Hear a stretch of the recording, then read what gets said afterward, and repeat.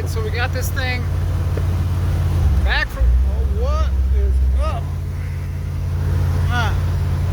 Got some stumble happening. Weird.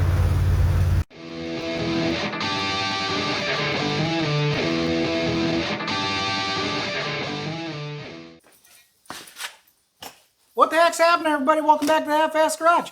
Today I'm going to answer a few questions right quick before I show you what's going on with the Dodge. That's one of the biggest questions that I get. And then another huge question I get is for shirts and stickers and when I will have those available.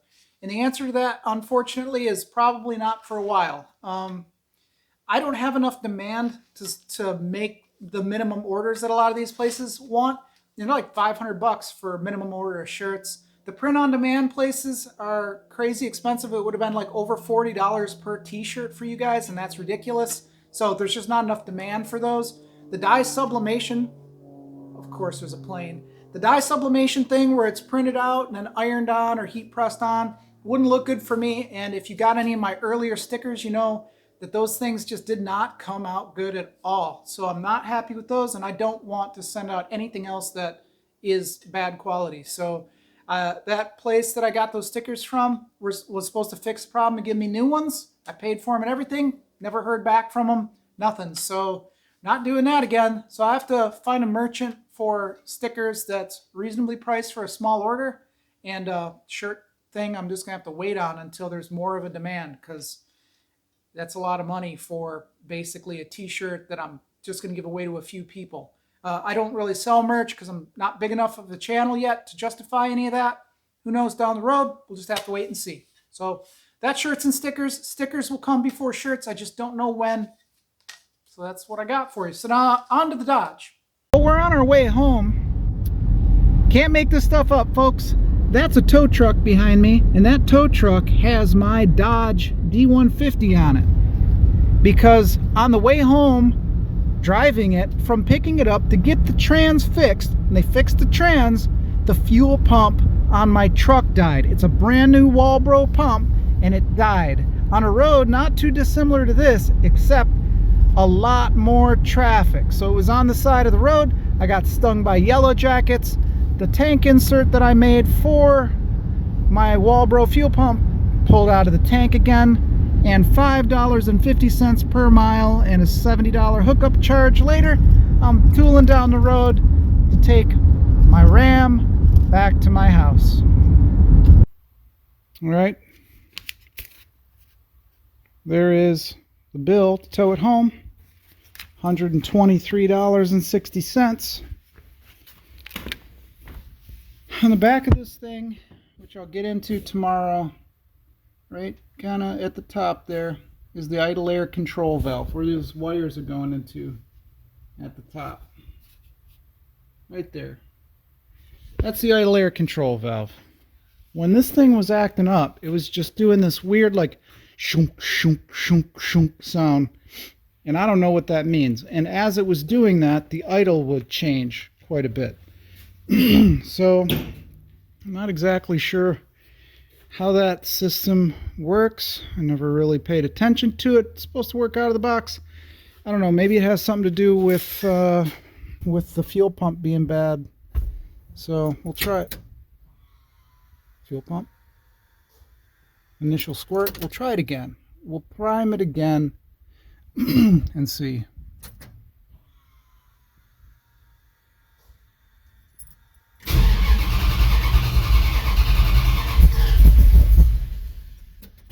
Well, that was more than it did on the street. I hate taking my stuff anywhere and having people work on it. It's just probably a coincidence that it was running fine. Trans was weird. Took it into a shop that messed up the trans.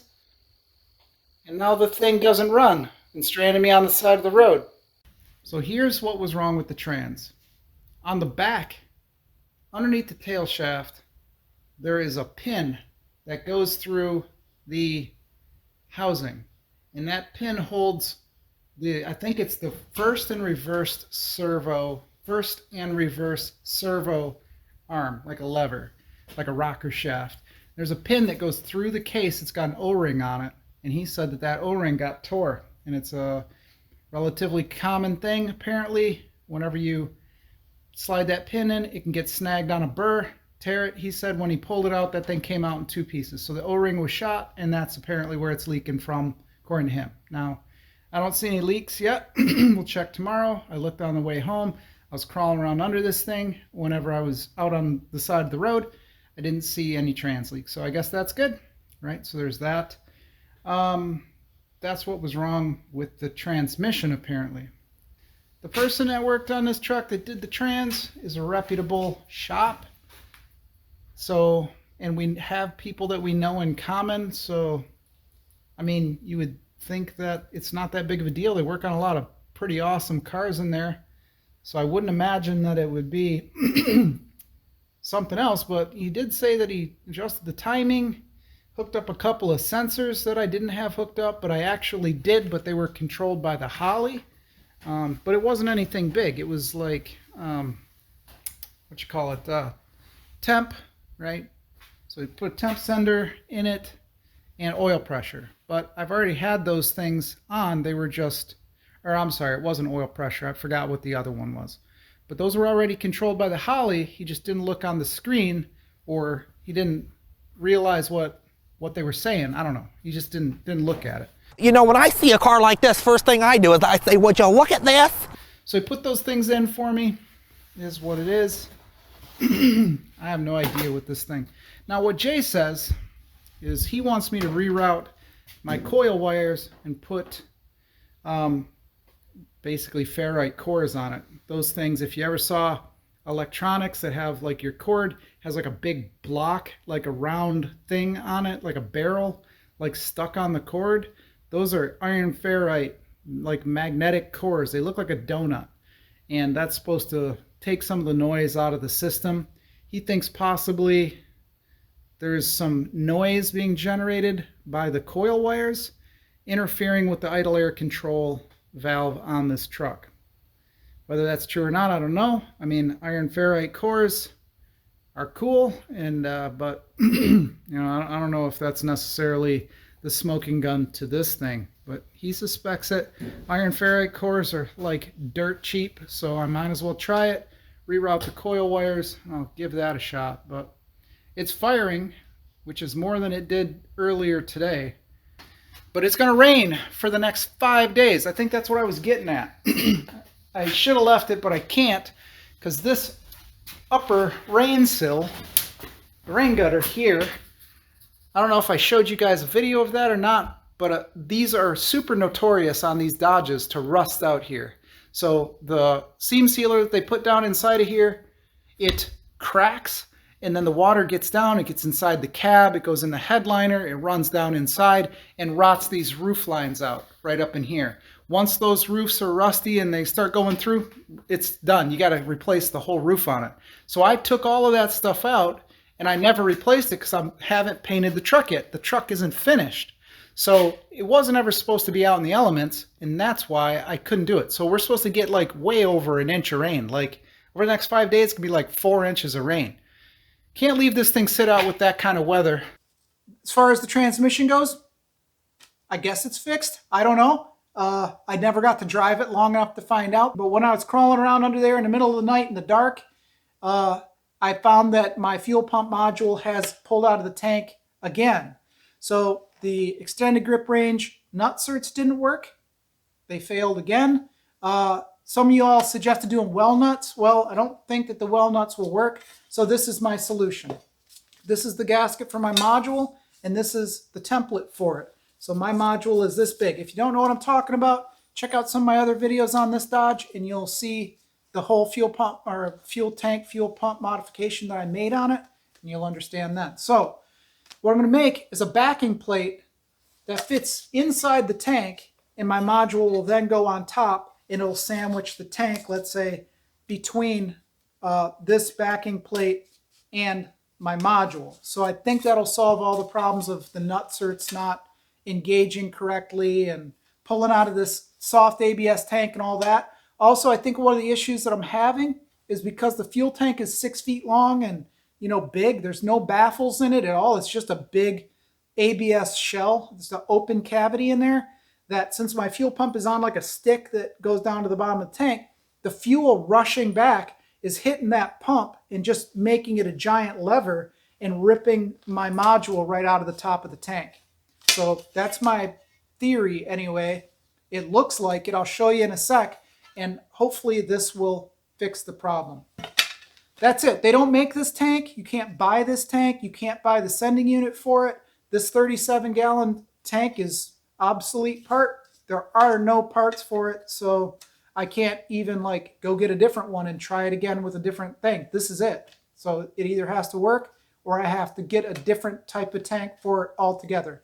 One of the smaller ones or off of a different truck. I don't know. That's a road I don't really want to go down right now. So yeah, anyway, hope that answers some of your questions, and I'll show you the fuel pump now. There you go. That's the problem with the module again. I can't really see up in there. I'm looking at the camera, but it looks like it's pulled out around here again and around there. You see the gaskets lifted up. So you can tell there's no room up there. Yeah, there's like no room at all between my fuel pump top and this cross member. That's the problem that I was kind of having with it. But that's how it goes. I didn't have any fuel leaks. Everything's good. All right, well, it doesn't look like my transmission leak is fixed yet. It's still leaking all over the place. Back in there, all over the place. It's even dripping off the exhaust still. This was supposed to have been fixed. I'm assuming it's the same place. I'm not sure. You can see the size of the tank, what I was telling you about. It's a nightmare. It's huge. Now that the truck is up on stands, I think I can get some cans under here and drain the fuel out, but then pull the tank down and work on that. So as far as this goes, this is twice as bad as it was a week ago or a week and a half ago. So I guess I'm going to have to call the trans shop guys or whatever you want to call them, hot rod shop, and explain what's going on again. It's been so long since I've had them work on it. I don't know what the guy's going to say about it, but it's supposed to have a year warranty. It's definitely not been a year, so whatever. That's it. That's your update for the Dodge. Frustrating. So now you see what I'm dealing with and why I'm not super anxious to kind of get into this project right now. The other stuff was more fun, and it's getting cold, so I'll have all winter to work on it, that's for sure. So yeah, anyway, here I am under the damn truck.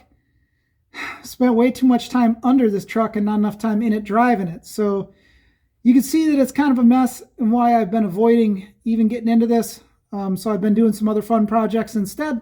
Hope you didn't mind those. I'll get cracking on this Dodge here pretty soon. It's going to be a long winter, so I'll have lots of time to work on it over the months. So thanks. I just wanted to kind of answer some questions, let you guys know what was going on. Now that I have, I'm going to go inside where it's warm. So talk to you later. Thanks for watching. Check me out over on Instagram or whatever, and I'll see you later.